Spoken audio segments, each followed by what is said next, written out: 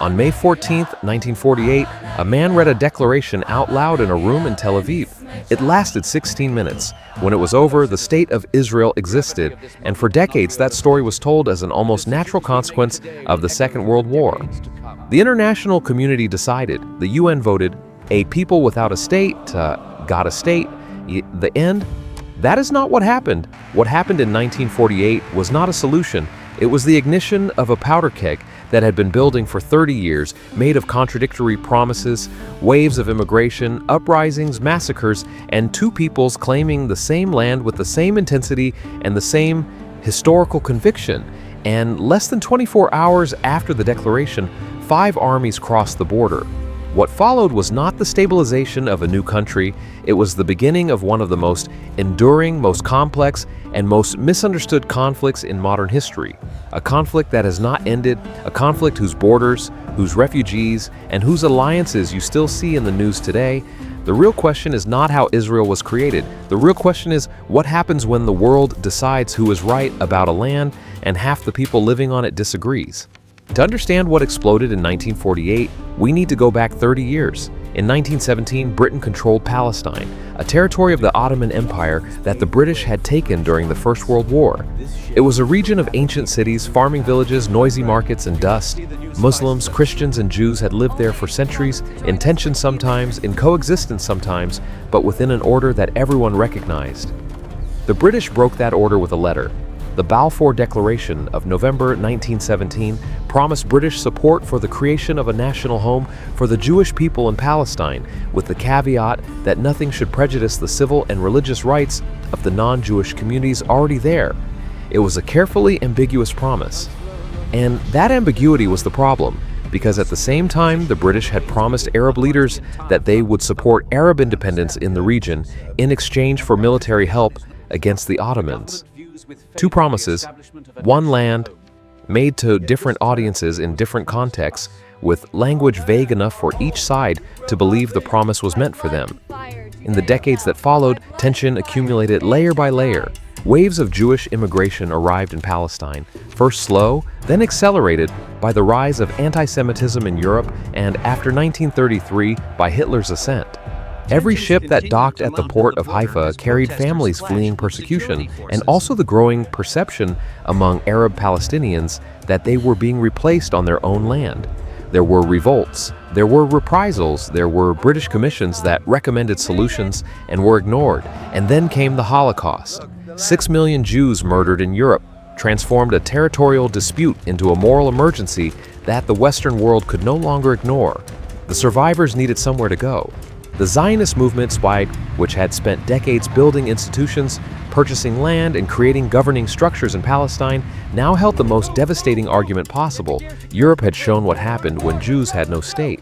In 1947, the British, exhausted and unable to contain the growing violence between Jewish and Arab communities, handed the problem to the UN. The UN proposed partition, 2 states on the same territory, one Jewish, one Arab, Jerusalem under international administration. Jewish leaders accepted with reservations. Arab leaders rejected it entirely. The partition plan did not resolve the dispute. It only marked the moment when it would stop being political and become military. The powder keg was ready. It only needed a spark. May 14, 1948, Tel Aviv, 4 p.m. David Ben-Gurion stood before a packed room. Behind him, a portrait of Theodor Herzl, the man who had dreamed of this moment 50 years earlier without living to see it. Ben-Gurion opened the document and began to read. 16 minutes later, the State of Israel existed. International recognition was immediate and symbolic. The United States recognized the new state 11 minutes after the proclamation. The Soviet Union recognized it 2 days later. The Western world, still carrying the moral weight of the Holocaust, watched and nodded. The Middle East responded differently.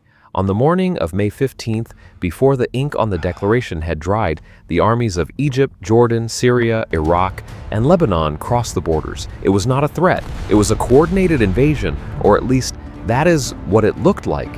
Because here is what the simple narrative conceals. The Arab armies were not a unified force with a coherent plan. They were 5 countries with 5 different agendas, leaderships deeply suspicious of one another, and objectives that frequently contradicted each other. Egypt wanted influence in the south. Jordan was in secret negotiations with Israeli leaders themselves, wanted the West Bank. Syria wanted the North, Iraq wanted prestige, Lebanon wanted to stay as far from the actual fighting as possible. What looked like an overwhelming force was, in practice, a fractured coalition marching in different directions. And on the other side stood a state that had existed for less than 24 hours. No formal army, no heavy artillery, no consolidated air force, underground militias, the Haganah, the Irgun, the Lehi, that had fought against the British and against each other, and now needed to transform themselves into national defense forces while the war had already begun. The question was not ideological, it was brutal and concrete. How does a newborn state survive the simultaneous invasion of 5 countries? The war that built an army while fighting one. To understand how Israel survived, you need to understand 3 things that happened at the same time and how each of them permanently changed the Middle East. The first is military, the second is human, the third is cartographic. The logic of the 1948 war. In the opening weeks, the Israeli situation was critical. Arab forces were advancing on multiple fronts. Jerusalem was under siege. The city's water supply was cut periodically. Convoys tried to break the blockade along dirt roads under constant fire. Drivers who were killed were replaced by others who kept driving. But there was a pause that would change everything. The UN brokered a ceasefire in June 1948, 4 weeks of halt. For the Arab armies, it was a relief. For Israel, it was a window of transformation. Weapons arrived from Czechoslovakia, rifles, machine guns, aircraft disassembled in wooden crates. Jewish volunteers from around the world disembarked at the ports. Pilots who had fought in the Second World War arrived to fly planes that barely functioned.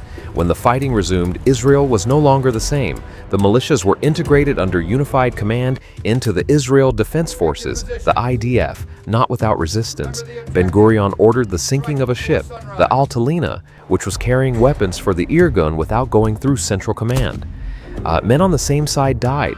It was a brutal and deliberate moment. The message was clear. There would be one army, one chain of command, one authority. No competing militias vying for power. Arab disunity did the rest.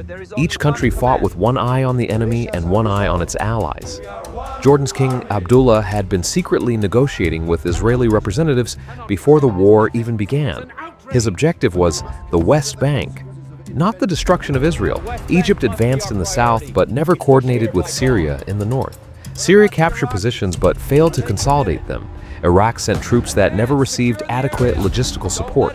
In July and October, and finally in early 1949, Israel launched offensives that expanded its territory beyond the borders proposed by the UN. By the time the armistices were signed separately with each Arab country, Israel controlled 78% of historic Palestine. The UN partition plan had proposed 56%. The war had redrawn the map before any diplomat had the chance to do it. The Nakba, the catastrophe born alongside the state. While this unfolded on the battlefield, another story was playing out on the roads. Approximately 700,000 Arab Palestinians left their homes during the 1948 conflict. Some fled the advance of Israeli forces, some were expelled directly. There are documented records of villages emptied by force, including the massacre at Deir Yassin in April 1948, where members of the Irgun killed more than 100 Palestinian civilians, and the shock of that news spread like dry fire through Arab communities across the region. Others fled believing they would return within weeks, once the Arab armies had won. They did not return. Israel refused their return. Their homes were occupied. Their villages were demolished or renamed. An entire country of people became refugees in a single year. The Arabs called it the Nakba. In Arabic, catastrophe, it is not merely a political word, it is the foundational memory of a people who experienced the creation of Israel not as liberation, but as destruction. That wound did not stay in the past. It entered the refugee camps in Lebanon, Jordan, Syria, and Gaza, camps that exist to this day, inhabited by the descendants of those who left in 1948, expecting to return within weeks. The birth of Israel and the birth of the Palestinian crisis happened at the same moment on the same territory as opposite faces of the same event. Armistices without peace, the map nobody accepted. In 1949, the armistice agreements were signed. Egypt, Jordan, Lebanon, and Syria signed separately with Israel. Each agreement negotiated to exhaustion, each line drawn on the map according to the logic of where the armies had stopped. not where the populations lived. The result was an improvised map that the world treated as permanent. The Green Line, Israel's armistice border, was not an internationally recognized boundary. It was a ceasefire line, but it was the only line that existed. Gaza came under Egyptian administration. The West Bank came under Jordanian control. Jerusalem was cut in two, the western half Israeli, the eastern half Jordanian, with the Temple Mount and the Western Wall inaccessible to Jews for 19 years. No Arab state recognized Israel. No peace treaty was signed. The blockade of the Suez Canal to Israeli ships continued. The borders remained militarized. The stability was a carefully maintained illusion. On the borders, incidents occurred every week: infiltrations, reprisals, ambushes. The Israeli army adopted a doctrine of disproportionate response. Every attack would be answered 10 times over to make the cost of hostility unbearable. It was a cold and calculated logic, and it created cycles of violence that neither side could truly control. The map of 1949 was not a destination. It was only the floor of a conflict that had no ceiling yet. In July 1956, Gamal Abdel Nasser took the stage in Alexandria. The crowd was enormous, the heat suffocating. And Nasser, Egypt's president for less than 2 years, son of a postal worker, a man who had grown up hearing stories of colonial humiliation, announced something no Arab leader had done before with such clarity. The Suez Canal was nationalized. The crowd erupted. The Suez Canal was not merely a waterway, it was the economic artery connecting Europe and Asia, and it had been built, financed, and controlled by the British and French for nearly a century. It was the most visible symbol of everything the Arab world had tolerated in previous decades. Foreign powers extracting wealth from Arab soil while treating local peoples as administrators of their own resources. Nasser struck that nerve with surgical precision. London and Paris panicked. What followed was one of the most miscalculated military operations of the 20th century. In October 1956, Israel invaded the Egyptian Sinai.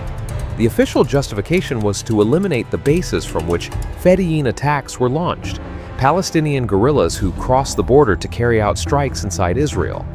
The real justification was broader: weaken Nasser, secure freedom of navigation through the Strait of Tiran, and, in secret coordination with Britain and France, provide the pretext for London and Paris to intervene militarily and retake control of the canal.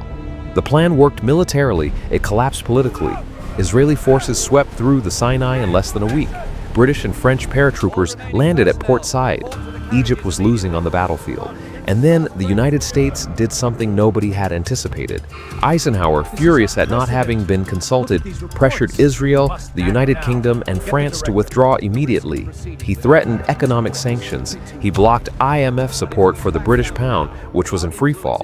The Soviet Union threatened direct intervention with nuclear missiles, a threat nobody knew for certain was real, but that nobody wanted to test.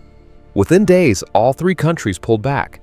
France and the United Kingdom left the crisis humiliated, their colonial authority definitively destroyed. Israel withdrew from the Sinai without any real guarantees over the Strait of Tiran, the very objective for which it had risked everything. And Nasser, who had lost militarily, emerged from the crisis as the greatest hero of the Arab world. A man who had stood against Israel, France, and the United Kingdom simultaneously and survived. The message Suez sent to the Middle East was unambiguous. The old colonial powers were finished. Real power now ran through Washington and Moscow. And in the vacuum left by the British and French withdrawal, two blocs competed for regional influence with the same cold calculation with which they competed on every other Cold War chessboard. Israel had demonstrated impressive military capability, but it had also demonstrated its limits, a small country without territorial depth to absorb an attack and survive, that could never again act without calculating Washington's reaction. Nasser had demonstrated that Arab nationalism was a real force, but he had also demonstrated that winning the battle of narrative was not the same as resolving the problems that had generated the conflict. The balance forged in blood between 1948 and 1949 had not been replaced by another. It had simply been suspended once more, temporarily, while larger forces reordered the board around it. What remained of the Middle East after Suez? What Suez left behind was not a solution, it was a new set of rules. Israel learned its lesson with brutal speed. The forced withdrawal from Sinai in 1957, without solid guarantees in return, without Arab recognition, without a peace treaty, made clear that military capability without diplomatic support was incomplete power. A country the size of New Jersey, surrounded by hostile neighbors, without the territorial depth to absorb an attack and survive, could not afford to rely on its own strength alone. The doctrine that emerged from this period would define Israel for the decades ahead. 3 pillars. Deterrence, making the cost of any attack so high that the enemy would not dare initiate one. Preemption, not waiting to be struck when the threat was imminent. And strategic dependence, building an alliance with a power that would make Israel too costly to destroy.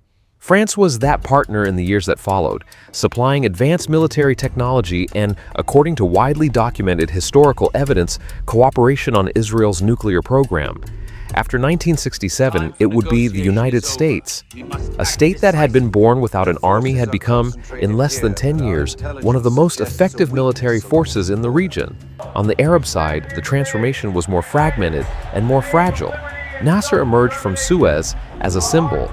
Arab nationalism, the idea that Arab peoples formed a single nation temporarily divided by colonial borders that would one day reunify under common leadership, gained real traction. In 1958, Egypt and Syria merged into the United Arab Republic, a unification experiment that lasted 3 years before collapsing under the weight of internal rivalries.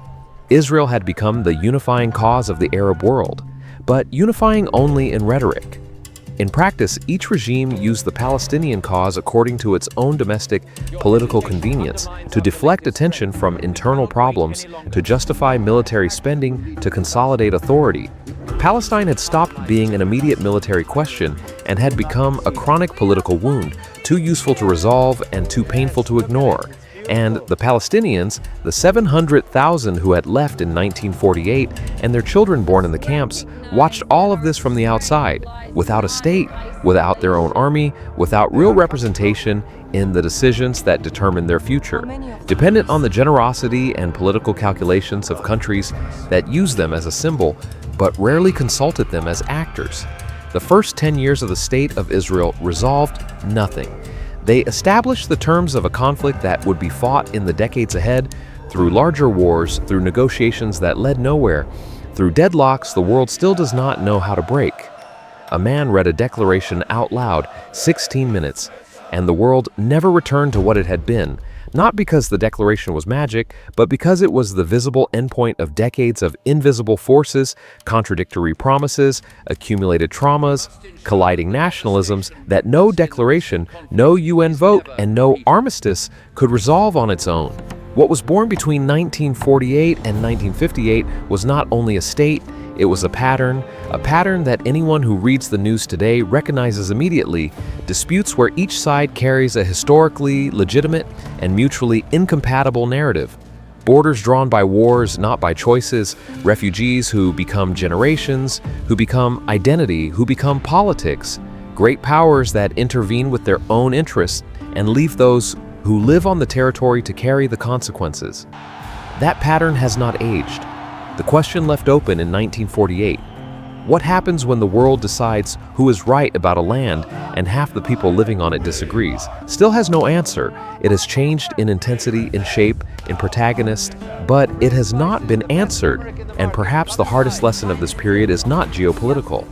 It is this: when the legitimacy of a state depends on a narrative that another people experiences as catastrophe, no military victory and no diplomatic recognition closes that account. It stays open, passed from generation to generation with interest. This is Saul's Stories, examining the decisive moments that reshape nations. If you want to understand how the 10 years that followed, the Six-Day War, the birth of the PLO, the 1973 war, deepened each of these fractures, let us know in the comments. The past you witness today is still being written,